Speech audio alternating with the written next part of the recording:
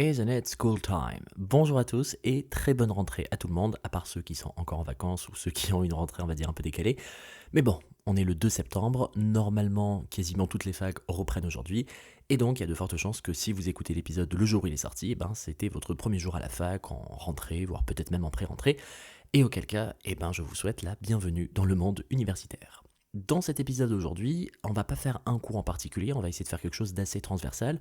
Donc je vous avais demandé sur Instagram cette fois-ci non pas de choisir le cours, mais de directement me poser des questions.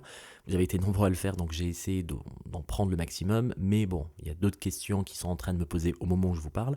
Mais il faut que j'enregistre l'épisode à un moment au fait. Donc je vais peut-être faire un autre épisode comme ça. N'hésitez pas à m'écrire sur Instagram, passe.ta.passe, si vous avez des questions ou si vous avez des requêtes de la sorte. Je vais essayer de faire des épisodes pour répondre à tout le monde. Et on y va pour l'épisode d'aujourd'hui. J'ai toujours pas de générique.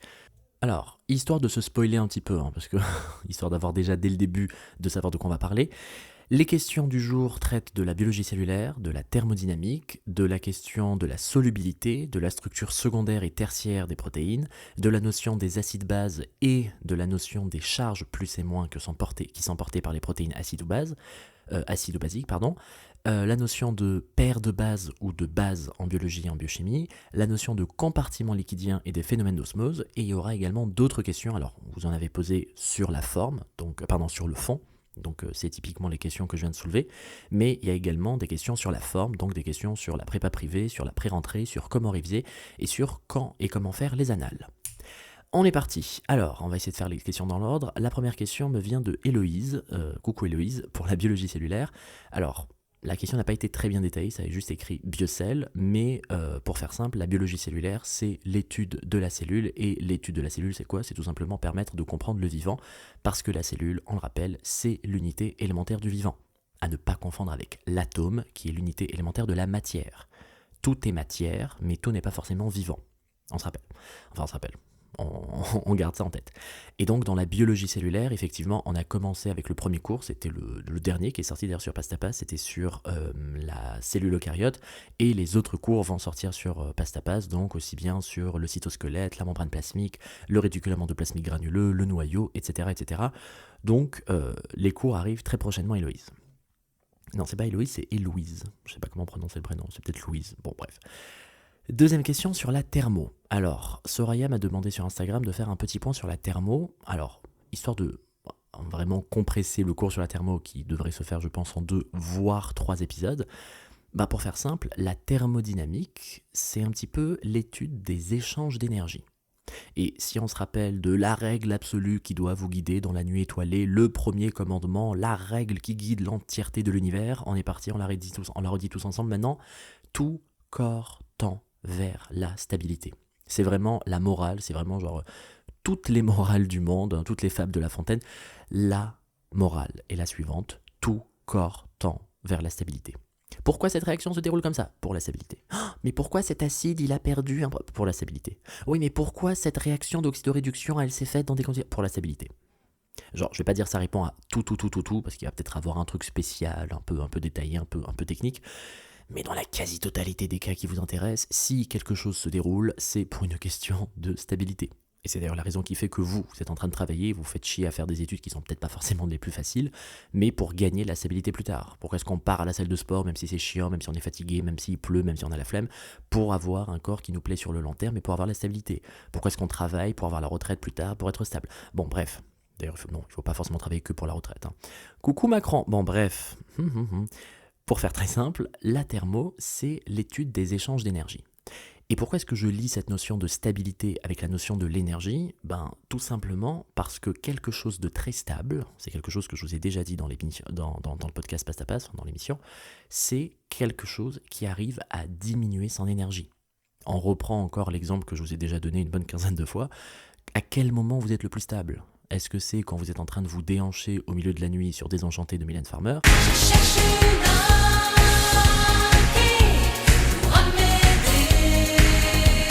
Ou est-ce que c'est quand vous êtes rentré, vous êtes lavé, vous êtes douché, vous avez mangé, vous avez bu de l'eau, vous êtes changé dans votre pyjama, vous êtes allongé et vous êtes à 2 doigts de dormir? Vous êtes évidemment plus stable au moment où votre excitation est plus faible. Quand vous êtes hyper excité, en train de bouger dans tous les sens, vous êtes surchauffé, votre cœur il bat à 100 à l'heure, vous êtes en train de vous déhancher, nager dans les eaux trop... Enfin bon bref, c'est vraiment l'excitation.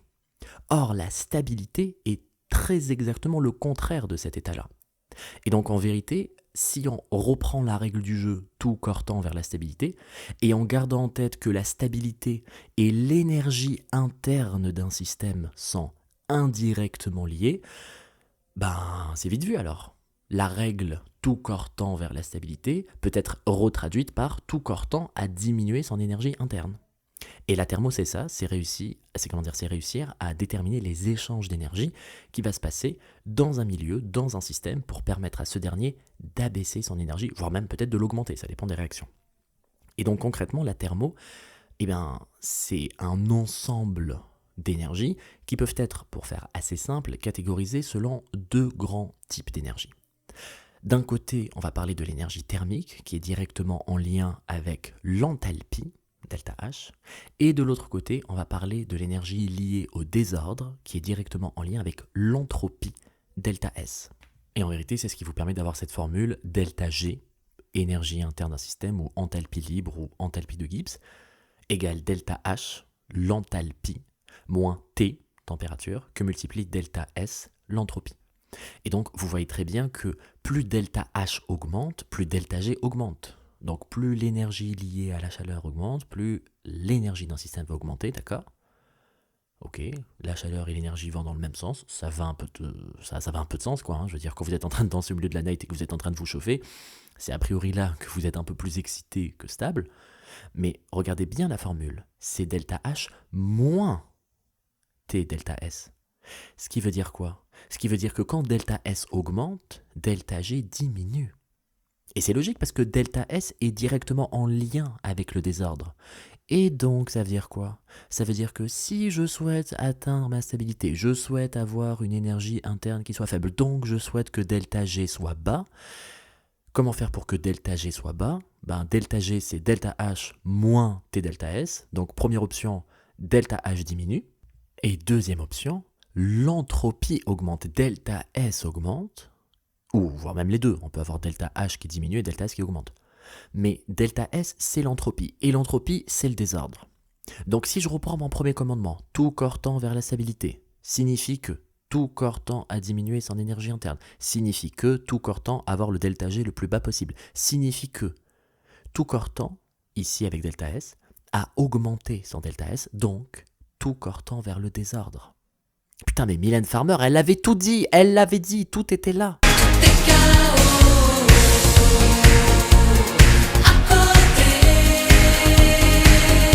Mais no joke, j'ai pris une place pour aller voir le concert parce que depuis le temps que j'en parle, depuis le temps que je voulais la voir, bon bref, on s'en fout. Du coup, si on parle de la thermo concrètement, on parle de ça.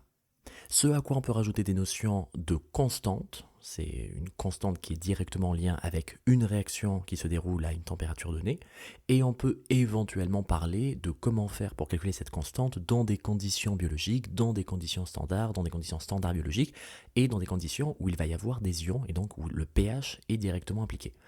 Et en vrai, la thermo, vous rajoutez quelques petites équations, quelques petites écritures, et c'est pas plus compliqué que ça. Le vrai truc qu'il fallait avoir au début, c'était ce petit déclic de qu'est-ce que représente chacun des termes. Parce que je sais que moi, quand j'étais en primant, j'avais vu mon cours de thermo et j'ai dit I don't like you very much. Et puis je l'ai jeté, et puis j'étais en mode non, je vais pas le faire. Et puis je l'ai fait finalement fin novembre, début décembre. C'était pas le meilleur calcul. Donc concrètement, la thermo n'est pas juste un cours en plus, c'est quelque chose qui vient structurer le premier commandement. C'est quand même pas mal quoi. Je veux dire, la thermo est à la chimie ce que le cours sur les méthodes d'études est à la biologie ou est à la biochimie. C'est un cours, oui, mais c'est quelque chose qui est quand même assez stylé parce qu'il permet quand même d'avoir une approche globale du reste des cours. Surtout pour la chimie orga en plus, donc franchement, la thermo, ne la laissez pas de côté, même si ça fait un peu barbare quand vous voyez les formules, les expressions, et vous pouvez vous dire « Hey, est-ce que j'en ai quelque chose à foutre ?» Oui, vous en avez quelque chose à foutre. C'est peut-être pas présenté de façon archi sexy, mais croyez-moi la thermo, quand vous la comprenez, vous avez l'impression d'être mastermind. Genre franchement, c'est trop bien. Bien, voici qui répond donc sur la question un petit point en thermo STP, et on passe à la troisième question qui m'a été posée, la troisième question qui est sur la notion de solubilité. Elle m'a été posée par Lucas. Coucou Lucas. Et donc la question de Lucas était, est-ce que la solubilité augmente avec la température et est-ce que ça concerne le soluté ou est-ce que ça concerne le solvant? Alors, il y a quelque chose qu'il faut garder en tête, c'est que quand on dissout un objet, la dissolution, c'est une étape physique qui permet qu'un composé soit dissous à l'état moléculaire, voire ionique d'ailleurs, mais faire en sorte que le composé n'ait plus une cohérence solide, mais une cohérence où chacune des particules est séparée par du solvant. D'ailleurs, ne me confondez surtout pas d'un côté une solution, c'est-à-dire soluté plus solvant, et de l'autre côté une dispersion, comme par exemple une émulsion. Un exemple tout bête, quand vous prenez un verre d'eau et vous mettez du sel, vous touillez un peu, vous ne voyez rien au travers. Le sel s'est dissous dans l'eau à l'état ionique, il y a des Na+, et des Cl- qui flottent. Je vais pas remettre flotter dans l'air, bon bref, mais concrètement, au bout d'un moment, je pense qu'il va y avoir des problèmes de droit d'auteur, quoi. Je mets trop d'extraits, désolé Mylène. Mais concrètement, quand vous mettez un composé dans l'eau et qu'il se dissout au niveau moléculaire ou au niveau ionique, là pour le coup, on parle de soluté qui est entouré par des molécules de solvant. Et il y a des interactions électrostatiques ici par exemple pour faire en sorte que ça se tienne. Par contre, si vous prenez un autre composé, je sais pas, vous mettez vous prenez du smecta par exemple, je sais pas pour faire la pub, mais vous mettez de la poudre dans l'eau et vous voyez comment c'est, vous touillez, et puis on vous disait quoi quand vous étiez petit en mode vite, bois-le rapidement parce que sinon après la poudre elle se remet encore dans le fond. Là, quand vous mettez du smecta dans un sachet d'eau, n'importe quoi, quand vous prenez un sachet de smecta et que vous le mettez dans un verre d'eau, pardon, on va y arriver, le smecta ne se dissout pas. Vous arrivez à voir dans le verre qu'il y a clairement quelque chose qui rend le composé, enfin, qui rend le verre d'eau coloré, qui le rend un peu trouble, etc. C'est littéralement des eaux troubles. Ah mon Dieu, qu'est-ce que ça me gratte de mettre désenchanté. Mais concrètement, à ce niveau-là, on ne va pas parler d'une dissolution. Les petits bouts de smecta ne sont pas dissous à un niveau moléculaire ou atomique, ils sont juste dispersés. J'ai toujours des blocs, j'ai toujours des morceaux solides, c'est juste qu'ils sont entourés par un liquide qui n'est pas solvant. Et c'est là où il faut faire la différence. D'un côté, on parle d'une solution parce qu'il y a un solvant, l'eau, et un soluté, le sel. Et de l'autre côté, on parle d'une dispersion parce qu'il y a un corps dispersé, le smecta, et un liquide non solvant, l'eau. Donc l'eau n'est pas systématiquement solvant. Si je dissous quelque chose au niveau moléculaire, oui. Si je suis juste en train de porter des petites particules qui ne sont pas dissoutes, bah, c'est pas une solution. Donc là, juste pour faire la précision, on parle des solutions. Et donc dans la solution, ce qu'il faut garder en tête, c'est que vous allez prendre un composé, ça peut être du sel, du sucre, une molécule, ce que vous voulez, enfin des molécules, vous les foutez dans un verre d'eau. Comment ça se passe en réalité? Comment ça se passe en réalité? Je veux dire réalité, vérité, j'ai fait un mot bizarre. Comment ça se passe concrètement? Eh bien, c'est tout simplement, encore une fois, notre brave ami, la thermodynamique, qui vient nous sauver. Tout corps tend vers la stabilité, tout corps tend vers le désordre. Donc le désordre pour le morceau de sel ou pour le morceau de sucre que vous jetez dans l'eau, c'est quoi? C'est faire en sorte que chacun des petits bouts aille le plus loin possible. Et d'ailleurs, quand on y pense, la thermo est partout autour de nous. Quand vous mettez une goutte d'encre dans un verre d'eau, la goutte d'encre ne vient pas se concentrer au point d'impact, elle vient se dissoudre partout. Elle vient envahir le maximum d'espace. Quand il pleut dehors dans les rues de Paris et que le lendemain il n'y a plus d'eau, c'est pas les petits lutins de la ville de Paris qui sont venus aspirer l'eau, c'est juste que l'eau liquide a occupé le maximum d'espace qui lui est alloué, c'est-à-dire qu'elle est passée sous forme gazeuse au niveau de l'air ambiant. Je remercie Emmanuel pour cette petite expression des lutins de la ville de Paris. Et donc concrètement, cette notion de désordre permet de comprendre que le composé veut occuper le maximum d'espace qu'il est capable d'occuper. Et ça permet d'expliquer des notions de diffusion passive, d'osmose, etc. Donc en vérité, cette notion de thermo et cette notion d'entropie, de désordre et occuper le maximum d'espace qui m'est alloué, c'est pas juste un truc qu'on raconte histoire de finir le cours de thermo sur une note un peu rigolote, c'est littéralement quelque chose qui permet de comprendre le fonctionnement de la physique. Donc en vrai, c'est quand même pas mal. Et donc, quand on parle de cette notion de solubilité, de désordre, il faut garder en tête en quoi la notion de température peut venir jouer quelque chose. Eh bien, la notion de température vient tout simplement permettre, premièrement, d'augmenter l'agitation moléculaire, aussi bien des molécules de soluté que de solvant, mais bon, c'est surtout le solvant qui m'intéresse. Et donc, cette agitation, combinée au fait que dans la propre règle de la thermo, ce n'est pas delta S, mais T delta S, en fait, vous avez tout ce qu'il faut pour comprendre que la température permet directement d'influencer sur la solubilité. Et encore, il y a d'autres formules qu'on pourrait sortir, mais si je m'en tiens juste à la thermo, déjà, on a de quoi avoir les clés pour comprendre cette notion-là. Donc oui, vous augmentez la solubilité d'un soluté dans un solvant lorsque la température augmente, mais vous l'augmentez également lorsque la surface de contact entre soluté et solvant est plus importante. Ce qui fait que c'est beaucoup plus rapide et beaucoup plus facile de dissoudre du sucre en poudre que de dissoudre un morceau de sucre. Parce que là, il y a un état compact qu'il faudra d'abord réussir à dégrader pour ensuite mettre les molécules en solution.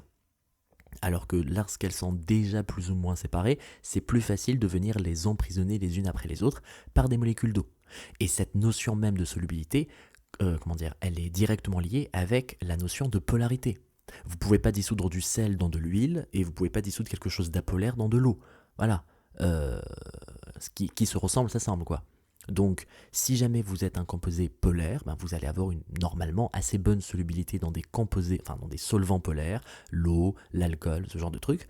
Et cette solubilité va être rendue possible parce que les molécules de solvant vont avoir beaucoup d'interactions pour venir justement stabiliser cet état. Et encore une fois, tout courtant vers la stabilité. Donc ma molécule d'eau, elle va faire des liaisons H, elle va faire des interactions dipôle-dipôle, charge-dipôle, bref, elle va se mettre bien et surtout, elle va mettre bien les molécules de soluté pour faire en sorte que cet état reste stable. Et à l'inverse, lorsque les composés sont apolaires et qu'ils sont dissous dans des solvants apolaires, hydrophobes, lipophiles, appelez ça comme vous voulez, les interactions ne seront pas de la même nature. On sera plutôt sur des effets hydrophobes que sur des interactions de nature charge-charge. Ce qui est assez logique. Voici donc pour... Alors on a fait biocell, thermo, solubilité. Maintenant on passe sur la question de Marie, coucou Marie, sur la différence entre structure secondaire et structure tertiaire des protéines en biochimie. Alors c'est vrai que ça peut paraître un peu chelou en mode hey, les deux c'est déjà un peu des repliements quoi. Et donc comment faire pour comprendre que d'un côté on parle des structures secondaires, hélice alpha, feuillet bêta, boucle et coude, et que de l'autre côté on parle des structures tertiaires avec les domaines, avec la classification un peu particulière des domaines, et avec une organisation qui est quand même un peu plus spécifique. En vérité, il y a quelque chose que vous pouvez garder en tête et qui permet d'être quand même un peu plus rassuré sur cette différence. La différence principale, la voici. La différence vient des composés dont l'interaction permet cette structure. Je m'explique. On est sur des protéines qui sont constituées par un assemblage d'acides aminés. Ok, tu connais la chanson, tape dans tes mains. J'ai les mains prises, donc du coup j'ai tapé sur ma cuisse. Bon bref, on s'en fout. Et donc concrètement, ce qui va se passer, c'est que lorsque je vous parle des structures secondaires, on est quand même sur quelque chose d'assez commun. Voilà, hélice alpha, feuillet bêta, boucle et coude. Voilà, vous pouvez être sûr que, bon, je vais pas dire toutes les protéines, mais je veux dire, voilà, vous en avez au moins l'un, ou voire les deux, voire les trois. Donc c'est quelque chose d'assez répandu. C'est commun, c'est partagé. Alors que les structures tertiaires, même s'il y a il y a des structures de domaine qui peuvent se ressembler, des tonneaux, des barrels, tonneaux et barrels c'est la même chose, des sandwichs, etc. Dans le fond, c'est quand même un peu plus spécifique la structure tertiaire d'une protéine que la structure secondaire. Ou la structure secondaire, on a tous un peu la même chose.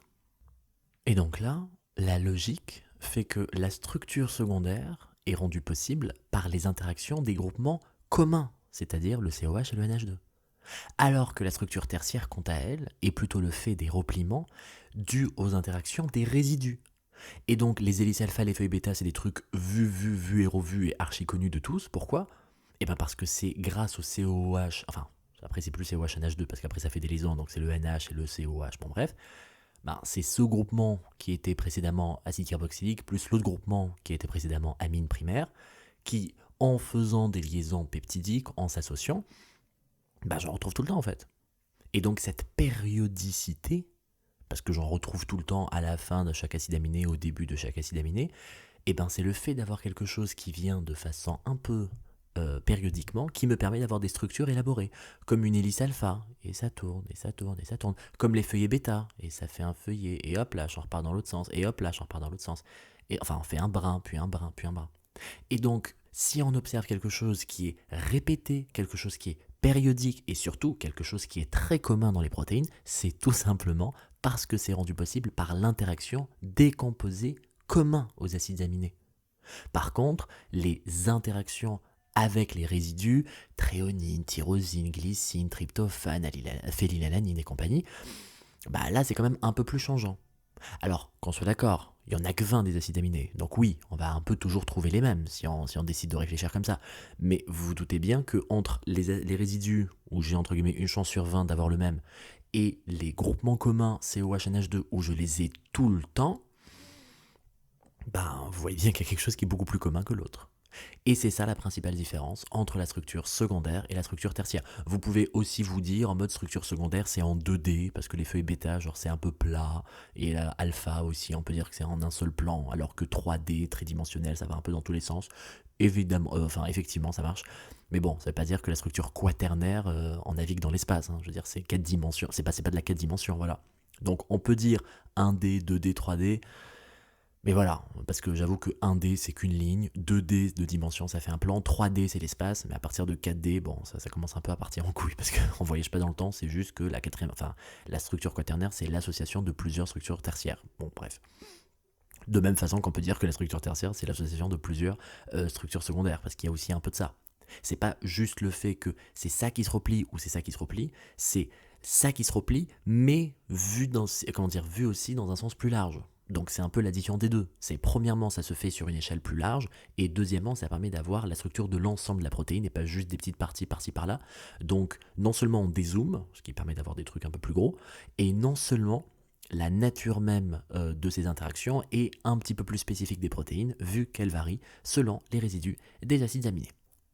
Voici donc pour cette fameuse question, différence entre structure secondaire et tertiaire. On passe à la question de Louis sur acides et bases, plus et moins.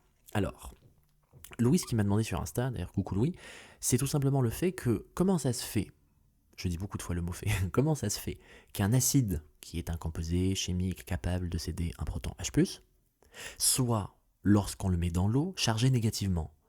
Et comment ça se fait qu'une base, qui est un composé qui est capable de capter un proton, soit chargé plus.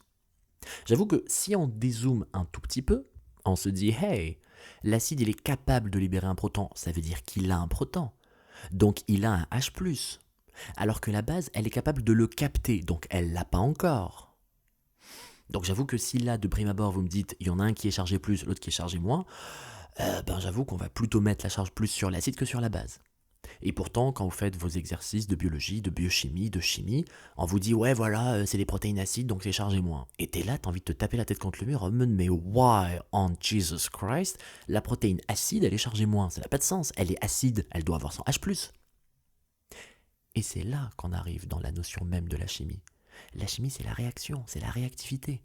Pourquoi ? Parce que tout corps tend vers la stabilité. C'est pour ça que j'ai parlé un peu de la thermo au début, parce que ça me permet de répondre à tout derrière. Quand je vous dis j'ai un composé qui est très acide, je sais pas moi, HCl pK de -5. Un pK négatif, ça veut dire que l'acide est fort. Hein.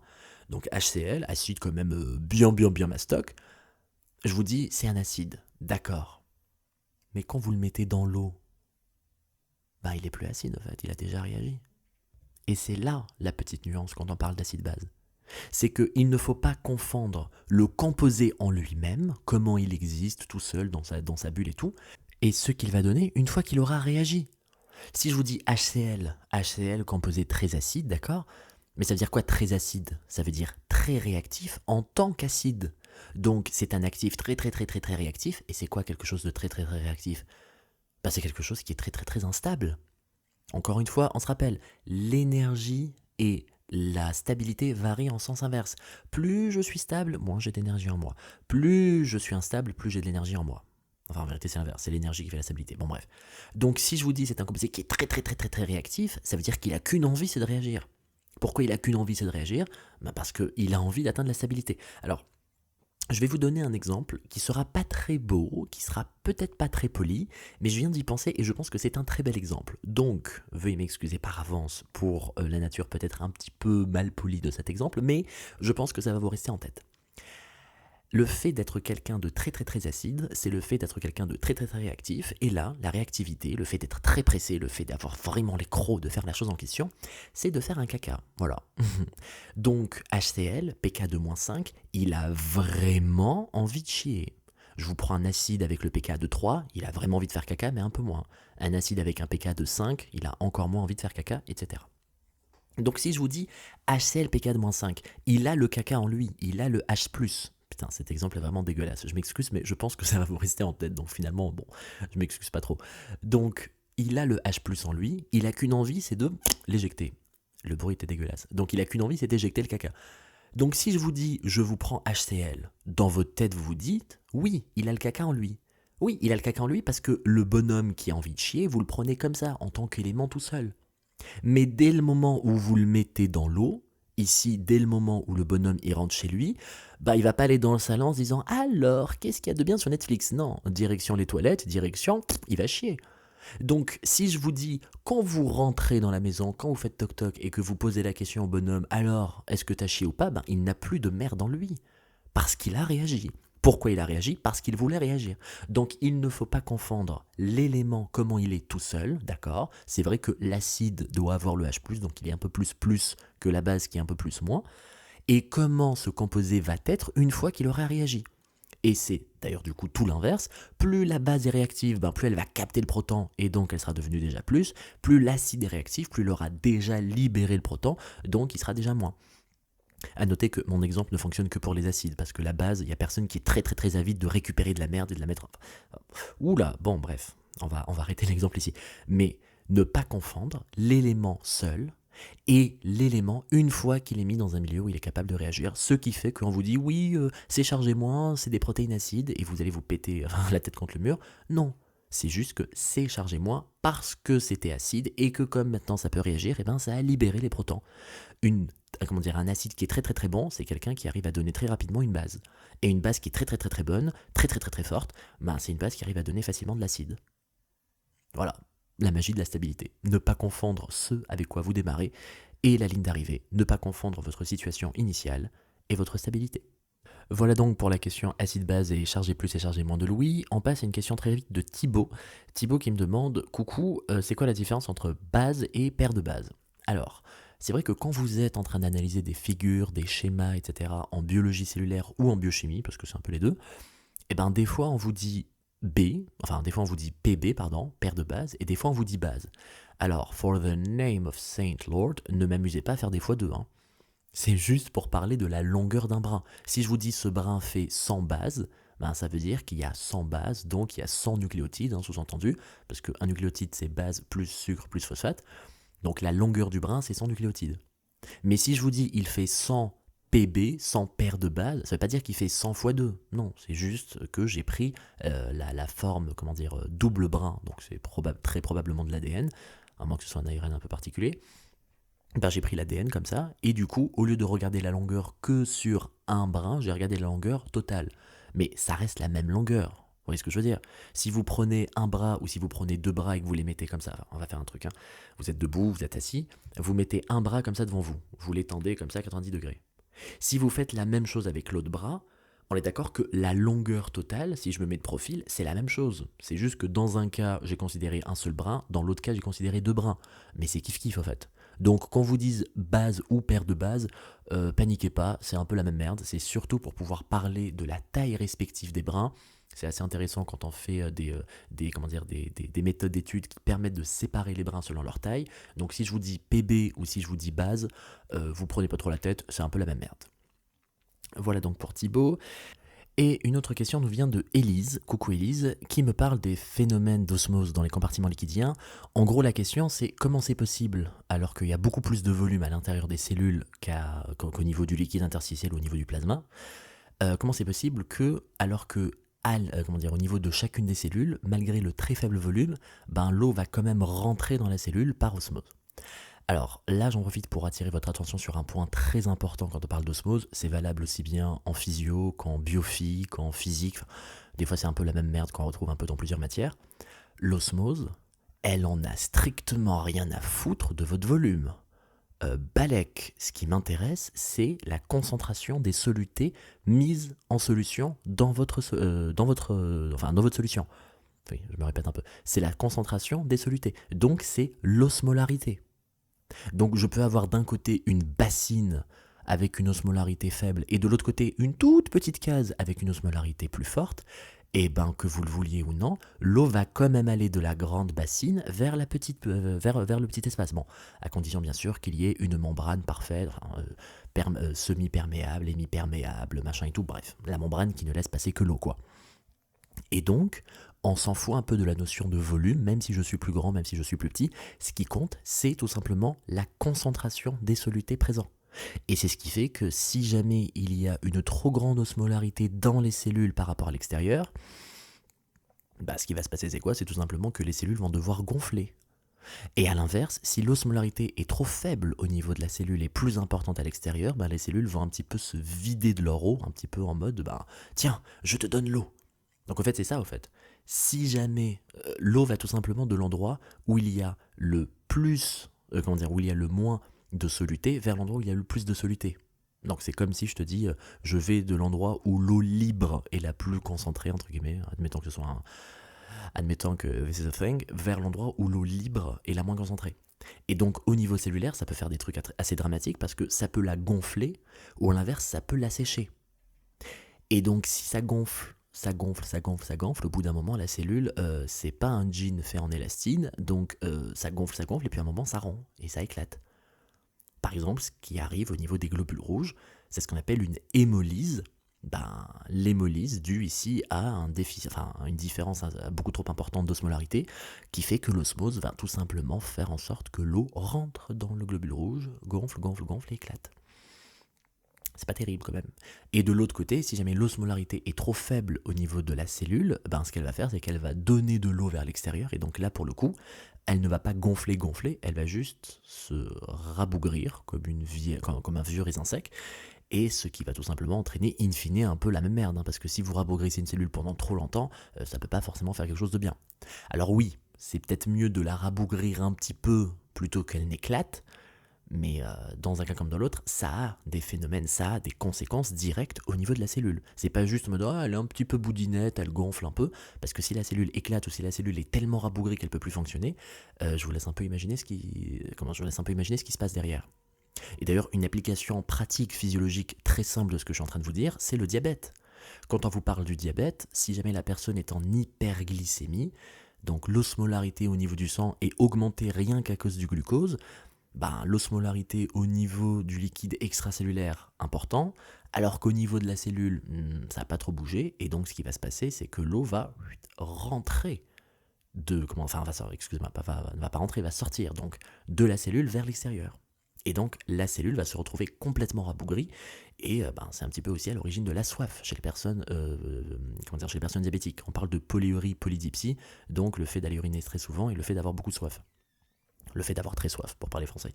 Et de l'autre côté, dans une situation d'hypoglycémie, l'hypoglycémie, elle va faire quoi ici? Elle va faire que l'eau va aller d'un endroit à l'autre, ici, de l'extracellulaire vers l'intracellulaire, et donc ça va gonfler la cellule, et donc probablement également l'éclater.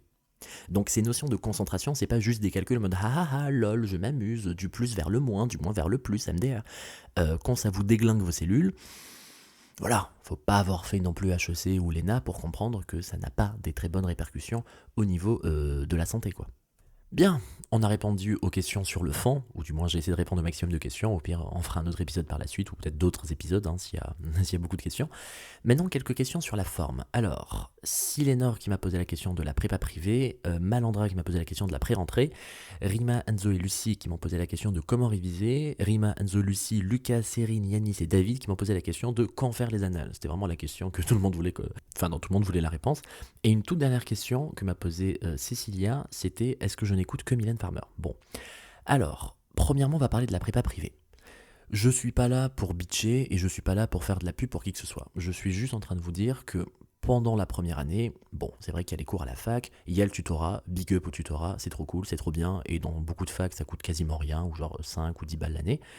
Et le tutorat est quand même très sympa pour vous accompagner et histoire d'avoir quand même quelque chose, on va dire, d'un petit peu plus stylé et de vous rajouter soit des fiches de cours, soit des tutorats, soit des concours blancs, donc big up à eux. Les cours à la fac, c'est très souvent des cours en amphi où le prof va faire son cours en se basant sur son diapo. Vous allez avoir les diapos par la suite sur un Moodle, sur un espace commun, un intranet, un extranet, bon bref, appelez ça comme vous voulez. Et la prépa dans tout ça, alors, je vais pas donner de nom de prépa parce que flemme, mais clairement, il y a une prépa, ou voire peut-être même des prépas, hein, parce qu'on est partout en France, qui sont surtout axés sur les exercices. Alors, moi perso, hein, je raconte vraiment mon truc à moi, le truc que je ne voulais absolument pas faire, c'était ne pas comprendre en amphi, aller dans une prépa qui coûte la peau du cul, m'asseoir pour qu'on puisse me dire alors voilà, aujourd'hui on va corriger les exercices et puis voilà, on va vous tester. Non, non, non, c'est mal compris, Michel. Moi je suis là pour comprendre, je suis pas venu ici pour souffrir. Donc il y a des prépas qui sont très axés sur les exercices. Et vraiment, moi, ça a jamais été mon truc parce que j'ai pas vraiment de mal à faire l'exercice quand j'ai bien compris. J'ai juste eu du mal à comprendre au début. Genre, hey, j'ai pas compris cette notion, c'est bizarre. Et j'aime pas trop ce truc où, ben, quand tu pars dans une prépa, des fois, il y a 10, 15, 20 minutes où on te réexplique le cours. Ok, c'est cool, enfin, on te réexplique. On le passe un peu vite fait parce que t'es censé déjà le connaître. Bon, ça déjà, j'aime pas trop. Et après, on passe le reste de la séance à corriger l'exercice. Et au fait, moi, enfin, genre, je détestais ce truc parce que je comprenais pas le cours, donc j'avais pas fait l'exercice, j'avais pas le temps de faire l'exercice en plus. Et j'arrivais et j'assistais juste à la correction d'un exo. Et j'étais en mode, yeah, but can we make the lesson first? Enfin, voilà, moi je suis vraiment dans un truc un peu académique où je veux comprendre le cours. D'ailleurs, c'est pour ça que sur ce podcast de Passe à Passe, quand j'avais commencé l'aventure Passe à Passe l'année dernière, j'étais en train de regarder un peu ce qui se faisait déjà sur Spotify, et c'était vraiment que des podcasts du style accompagnement, santé mentale, sommeil, comment tout déchirer et tout, mais genre, bah, ça parlait pas, ça parlait pas du truc au fait. Genre, viens, on parle des orbitales atomiques, on parle de l'autorisation de mise sur le marché, on parle des structures secondaires, on parle de la thermo, on parle de l'acide base, on parle de la radioactivité, genre, fais le cours en fait. Et c'est quand j'ai vu qu'il y avait ça nulle part, je me suis dit, bon, bah on va prendre la relève. Et aujourd'hui, je suis le 13e podcast le plus écouté sur Apple Podcast en France, dans la catégorie éducation, et le 113e, toute catégorie confondue. Donc, Road to Top 100, en fait. Et juste, merci beaucoup de m'accompagner depuis tout ce temps. Mais concrètement, la prépa privée, si vous voulez en prendre, bon, jugez quand même le pour et le contre, parce que ça coûte quand même un peu la blinde, et regardez ce qu'il y a dedans. Parce que si c'est juste pour vous sentir paumé à la fac, vous sentir paumé au tuto, et en plus payer pour se sentir paumé en amphi, dans un groupe de prépa, bon voilà, flemme un peu. Et si je peux me permettre un deuxième conseil sur la prépa privée, n'hésitez pas à faire usage de votre sens critique. Donc on va appliquer un principe de mathématiques très simple. S'il y a 70-75% de la promo qui part dans une prépa, et qu'après cette prépa vous dit hey, regarde, on a autant de pourcentage d'admis, au bout d'un moment, c'est mathématique. Si tout le monde va à la prépa va dire on a 100% d'admis. Oui, après il faut regarder les chiffres. Voilà, les chiffres, on leur fait dire ce qu'on veut. Hein, c'est comme les sondages. Donc juste, vous laissez peut-être pas trop berner facilement par quelqu'un qui vous dit moi j'ai eu tant de pourcentages qui sont rentrés, parce qu'il faut aussi voir le nombre de pourcentages de personnes qui l'ont pas eu. Ben voilà, ça généralement c'est un peu moins communiqué que d'autres fois. Et en toute transparence sur la notion de prépa privée, quand j'avais commencé l'aventure Passe à Passe, il y avait quand même le but de pouvoir en vivre, pour pouvoir continuer à vous faire ça et ne pas se dire bon bah j'arrête et je vais commencer un vrai boulot entre guillemets. Donc du coup voilà, juste giving you a heads up, donc peut-être pas aujourd'hui, peut-être pas demain, peut-être pas cette semaine, mais prochainement il y a de grandes chances que vous écoutiez le podcast sur Spotify ou sur Apple Podcast, il y aura du coup la mise en place d'un abonnement pour avoir accès à tous les autres épisodes qui vont sortir et avoir accès également à ceux d'avant. Bon, ce sera pas un truc délirant, parce que je sais pas, ça sera peut-être 10 balles par mois, mais tout simplement pour faire en sorte que ce soit pas un truc de fou furieux comme la prépa où ça coûte genre 6 000, 7 000 euros l'année. Et j'ai pas envie à la fois que ce que je suis en train de vous dire ne serve à rien. Enfin, j'ai pas envie que ça ne me permette pas de vivre. Et donc, du coup, après, je suis obligé d'arrêter. Et j'ai pas non plus envie que je mette un tarif de fou qui fait que les gens ne puissent pas écouter. Donc voilà, je me dis, j'essaie de me mettre au prix d'un McDo ou une connerie du genre. Donc, ce sera peut-être pas pour aujourd'hui, mais pour prochainement. Voilà, je préférais juste vous donner une petite. C'est quoi le mot que je cherche ? C'est pas une petite, c'est quoi ? C'est un petit, enfin bref, un petit rappel. Ok, autre question de Malandra qui me parle de la pré-rentrée. Est-ce que si je rate la pré-rentrée, c'est grave ? En fait, il n'y a rien de déterminant à 100%. Il n'y a pas un truc, si tu le fais précisément ça, ou si tu ne le fais pas, c'est foutu ou ça marche. Moi, pour vous donner l'idée, quand j'avais eu ma place en PACES, je l'avais pas eu au début, je l'ai eu un peu, un peu spécialement. Je l'ai eu, la pré-rentrée avait déjà commencé, j'étais pas inscrit encore, genre j'étais rentré dans l'amphi au milieu du cours, au milieu de la semaine, au milieu de la pré-rentrée, enfin, il y avait déjà le train qui était passé. Donc en gros, c'est pas grave si vous sentez un peu largué le début, ce qui compte c'est ce que vous allez cocher en décembre en fait. ou en janvier, pour ceux qui n'ont pas de chance à Montpellier. Mais concrètement, il n'y a rien de déterminant. C'est toujours mieux d'avoir quelque chose en plus que d'avoir quelque chose en moins. Évidemment, c'est bien de démarrer avec une petite avance pour comprendre c'est quoi la thermo, pour comprendre c'est quoi l'énergie d'activation ou je sais pas quoi. Quoique non, on parle pas trop d'énergie d'activation après rentrée. Enfin bon bref, ça dépend de votre fac aussi. Mais voilà, la pré-rentrée, c'est pas non plus la magie. Donc ça va probablement vous parler des notions que vous allez voir peut-être pendant le mois de septembre. Après il y a octobre, après il y a novembre, après il y a décembre, après il y a les autres matières. Donc voilà, c'est pas la fin du monde, même si de mon côté je la recommanderais quand même, histoire de savoir un peu de quoi ça parle et histoire d'avoir quand même cette petite, cette petite avance. Autre question donc de Rima, Enzo et Lucie sur comment réviser. Alors, cette notion de comment réviser, je pense qu'il y a autant de personnes que de façons de réviser, parce que même quand j'étais avant la fac, hein, même quand j'étais encore au lycée, je voyais les gens réviser en réécrivant le cours, en faisant des dessins, en faisant des fiches de toutes les couleurs et tout. Moi, j'étais plutôt le genre de gars à aller en cours avec juste une feuille volante, qui notait des trucs, et puis après qui perdait la feuille. Bon, bref. Mais ça m'a pas empêché d'avoir un super bac, d'avoir de super mentions, d'avoir les études, pharma et tout. Donc en gros, j'ai pas envie de vous dire il faut faire comme ça, voilà, parce que j'aime pas trop ce diktat. Faites comme vous pensez. Mais ce que j'aimerais quand même vous préciser, c'est que si vous voyez que la méthode classique de faire, je sais pas moi, de 10h à 20h à la bibliothèque, machin, avec les amis et tout, ça marche pas, c'est pas grave, on n'est pas fait pour avoir tous la même vie. Moi, je sais par exemple que la bibliothèque, yikes, j'aime pas. Genre vraiment, non, j'ai envie de pouvoir parler, j'ai envie de pouvoir me lever, même si ça fait un peu fou furieux. Moi, quand je révise mes cours, il faut que je parle, voilà. Ou à tout casser que je chuchote. Enfin, je peux pas rester comme ça, assis sur une table sans bouger, limite un peu hyperactif sur les bords, mais clairement, moi quand je révisais, je faisais semblant de parler devant une classe de gens pour leur expliquer le cours que je venais moi-même de comprendre. D'ailleurs, c'est ce que j'ai fait pendant mes études de pharma où je faisais des petits podcasts pour mes potes, et là je me retrouve littéralement à faire des podcasts pour les étudiants en santé, donc comme quoi.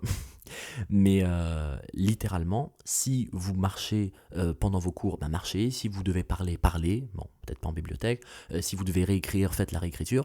Mais ne vous retrouvez pas à faire quelque chose de complètement différent de tout ce que vous avez jamais fait de tout ce que vous avez fait dans votre vie, juste en vous disant j'ai vu un post sur Insta ou sur Twitter, on m'a dit qu'il fallait faire comme ça. Par exemple, il y a une méthode que j'ai jamais faite et que je pense que je ne ferai jamais de ma vie, c'est la fameuse méthode des J. Voilà, quelqu'un va dire, alors il faut réviser J1, puis J3, puis J7, puis J69, puis à chaque fois que c'est la pleine lune, parce que je suis Sagittaire, ascendant Verseau, Gémeaux... give me a fuck. Non, flemme, voilà, franchement. Moi, je vais réviser un cours, une fois, je vais bien le comprendre, et puis je l'ai dans la tête pour toute ma vie, si j'ai pas de dinguerie après qui se passe, et il faut que je le relise comme ça éventuellement, juste avant d'entrer dans l'amphi, ou juste avant d'entrer dans la salle de concours, et voilà. Donc je fais vraiment le cours une fois, je le relis peut-être pendant les révisions si j'ai le temps, faut dire les choses, et je le relis aussi un peu avant de rentrer dans la salle d'examen. Mais voilà, je vais pas faire un truc où je vais juste le parcourir, puis après je vais revenir. Non, voilà, moi j'y vais et je le fais vraiment. Et d'ailleurs, par contre, si je peux vous donner quand même un conseil, moi j'ai redoublé ma première année de PACES pour une vingtaine de places. Mais bon, bref, c'est pas grave. Clairement, la première année, j'avais révisé mes cours d'ICM, je les avais appris, j'avais bien fait, j'avais surligné mes fiches et tout. Et comme un cassos, je n'ai pas relu mes cours. Voilà. Et donc le jour de l'examen, quand j'avais les questions d'ICM, j'avais envie de me tailler des veines parce que clairement, je voyais une question, je voyais très exactement c'était où dans le cours, où est-ce que je l'avais surligné, je me rappelais même de la couleur du surlignage, je me rappelais même de la mosaïque de surlignage qu'il y avait sur cette page-là, si c'était à droite, si c'était à gauche, si c'était en haut, en bas et tout, mais je me rappelais pas ce qu'il y avait derrière. J'avais envie de me flinguer, c'était horrible. Et donc quand j'ai redoublé et qu'il y avait la deuxième année du coup, enfin la deuxième première année, et que j'avais l'épreuve d'ICM, j'avais une pause de 1 heure avant. Je crois que normalement c'était le temps pour aller manger ou un truc. Je me suis isolé dans un coin, j'ai ouvert l'ordi, en plus c'était le gros ordi à l'époque, et j'ai compulsé les 22 cours d'ICM où je me suis amusé à revoir et à relire toutes les diapos. C'était, je pense, l'effort psychologique et intellectuel le plus fou que j'ai fait de toute ma vie parce que c'était beaucoup trop. Mais no fucking regrets, parce que franchement, la mémoire à court terme, putain, mais quelle sauce. Voilà, donc deuxième truc, si si votre bail c'est de réviser vers la fin, révisez vers la fin. Parce que moi on me dit, alors en fait tu sais, il faut pas réviser 3 jours avant, la veille il faut essayer de faire un peu de méditation, ouais, et puis le matin tu te réveilles zen, pas de stress. Voilà, moi je sais que ma vie c'est le chaos, je n'en mettrai pas Mylène Farmer parce que sinon je pense que je vais me faire censurer l'épisode pour les droits d'auteur, mais clairement, moi, 80% de ce que je le fais au dernier moment. Par exemple, là, cet épisode, je savais que je devais le faire plus tôt, je vous le fais, dans 30 minutes, il est censé sortir. Voilà. Ah bon, j'attendais aussi qu'il y ait plus de questions et je voulais faire en sorte de faire un truc un peu organisé. Bon, bref, c'est pas la même chose. Mais, vous voyez ce que je veux dire, quoi. Et donc, clairement, si votre truc c'est de réviser le matin même dans le RER, faites-le. Si votre truc c'est de réviser juste avant d'entrer dans l'amphi jusqu'à ce que la Chantelle elle vous dise Monsieur, il faut lâcher le truc, tu dis ok, d'accord, madame, faites-le. Voilà, moi je suis le genre de mec un peu casse-couille qui va réviser même en étant assis sur son truc, en continuant à réviser jusqu'à ce que la surveillante vous dise eh oh, c'est bon, il faut ranger. Je me dis ok, d'accord, mais qui après va tout déchirer. Donc, flemme, voilà. Moi je sais que quand c'était la pause pendant les épreuves, j'étais pas sur le pique-nique en train de parler. Enfin, ça dépend c'était quoi l'épreuve qu'il y avait avant, l'épreuve qu'il y avait après. Mais clairement, si je sais que c'est un truc où relire un peu avant, ça va me sauver la vie, oui, c'est pas le moment de socialiser, c'est pas le moment de se faire des potes, floof off, laissez-moi réviser mon truc. Donc, si vous aimez bien réviser vers la fin, faites-le. Si vous aimez bien relire un dernier coup avant d'entrer dans l'amphi, faites-le, parce que putain, la mémoire sur le court terme, surtout pour le par cœur, qu'est-ce que ça change quand même pas mal de choses. Et sur le reste, faites-vous confiance et apprenez avec la façon qui vous permet d'apprendre le mieux. Je vous dis pas que vous l'avez forcément en tête, mais des fois ça se trouve un peu vous-même. Enfin, ça se trouve un peu par vous-même, en mode vous savez si vous êtes plus du genre à écrire, à parler, à regarder, à écouter. Par exemple, même là, passe à passe, je sais qu'il y en a beaucoup qui m'écoutent, merci beaucoup, mais il y en a peut-être certains chez qui, genre le simple fait d'écouter, bof, ils veulent voir un truc écrit. Donc voilà, il n'y a rien d'universel, il n'y a rien qui marche pour tout le monde, faites ce qui marche pour vous. Et en vrai, si vous avez même quelques petits problèmes à trouver votre méthode de travail, n'hésitez pas à m'écrire sur Instagram, passe.ta.passe. Et c'est toujours un plaisir de vous lire, de vous écrire, de parler avec vous. C'est trop cool. L'autre question du coup, et la dernière question, c'est comment faire pour... Enfin, comment dire, quand faire les annales. Alors, je sais que c'est bon vent de dire il faut faire les annales dès le début. En vrai, un peu dans la même logique que ce que je vous avais dit sur les prépas, où si j'ai pas compris, je vais pas m'amuser à faire des exercices juste pour bégayer. Donc pareil, les annales, j'allais pas les faire au début. Idéalement les garder pour la fin. Après, gardez en tête que le temps passe assez vite. Donc si vous risquez de vous spoiler sur l'annale de 2017-2018, même si vous êtes encore à un mois du partiel, voilà, n'hésitez pas à le faire. Genre, peut-être l'annale qui est tombée l'année dernière, ne vous amusez pas directement à regarder la correction, parce que c'est vrai que c'est un peu dommage de gâcher le meilleur entraînement possible, mais des annales qui datent de 4-5 ans, voilà, démythifiez un peu le truc. Parce que je sais que pour faire l'annale, l'épreuve, 3 heures, il faut se poser, il faut penser le temps que ça prend et tout. Moi je sais que je faisais quasiment jamais d'annale dans les conditions concours. Je faisais peut-être un truc, puis après je mettais pause, je voyais 40 minutes, je me dis ok, bon, j'ai fait un exercice et tout. Mais voilà, après ça dépend aussi si vous sentez que vous allez faire des annales, si c'est votre truc, mais n'attendez pas trop, en mode ne les glorifiez pas trop, en mode alors c'est trop précieux, c'est sous-scellé, c'est trop bien, il faut que je les fasse dans les meilleures conditions. Parce que spoiler, les meilleures conditions ne seront jamais là. Il n'y aura jamais un moment où tout sera en parfaite harmonie, vous aurez tout fini, tout parfait, machin et tout s'est ficelé et tout, et puis une belle matinée de novembre, on se dit allez, c'est le moment de faire l'annale. Non, voilà, il y aura toujours peut-être un peu de rush, un peu de chaos. Donc si vous voyez que vous pouvez plus ou moins le faire, voilà, n'hésitez pas à vous jeter à l'eau. Au pire, il y a plusieurs années, vous pouvez prendre les annales pour le, comment dire, pour les cours, enfin les annales de la fac, vous pouvez prendre les annales du tutorat, vous pouvez prendre les autres concours blancs, vous pouvez prendre également, si vous pouvez pas gratter des concours blancs de prépa, d'autres groupes et tout. Donc en vrai, sur les entraînements, vous avez de quoi faire. Donc ne le glorifiez pas trop en mode je vais le faire juste à la fin, et puis à la fin vous êtes en train de pleurer parce que vous n'avez pas eu le temps de les faire. Donc ne repoussez pas trop à demain ce que vous pensez que vous pouvez faire aujourd'hui. C'est ça un peu le conseil global. Voilà donc, ah non en fait il y avait une dernière question, c'est vrai, c'était est-ce que je n'écoute que Mylène Farmer? Non, je n'écoute pas que Mylène Farmer, là actuellement j'écoute Mylène Farmer, Dalida, Taylor Swift et Chaperone. Et un peu Céline Dion aussi. Voilà, bon bref, on s'en fout. Donc, j'espère que vous avez passé une belle première journée de rentrée. N'hésitez pas à vous abonner, que ce soit sur Spotify ou sur Apple Podcast, de mettre la note de 5 étoiles. Ça fait toujours super plaisir et ça aide pour le référencement. Donc, merci à tous ceux qui l'ont fait. De laisser un commentaire si vous le pouvez, de laisser un avis, d'envoyer un message sur Insta, de venir parler. Bref, whatever you want to do, this is fine.